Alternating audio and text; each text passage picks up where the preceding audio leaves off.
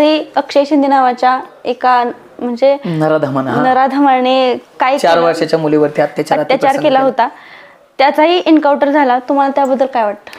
एक मी निश्चित महाराष्ट्र शासनाचंही जर त्यात हात असेल तर महाराष्ट्र शासनाचंही अभिनंदन करेल, देशाचंही अभिनंदन करेल आणि पोलिसांचंही अभिनंदन करेल, कारण अशी शिक्षा होणं गरजेचं आहे.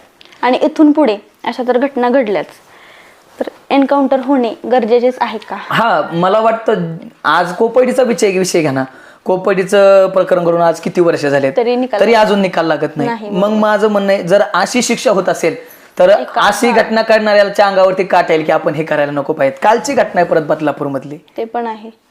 म्हणजे माझं तर म्हणणं आहे की एन्काउंटर किंवा फाशी शिक्षा जागेवरती निश्चित झालंय असं डिक्लेअर झालं की मग ते निकाल लावायचा आणि त्याच्यावरती विचारविनिमय करायचा हे नसायला पाहिजे. तर अशी घटना होत असेल जिथं स्त्रियांवरती अत्याचार होत असेल तिथं निश्चित एक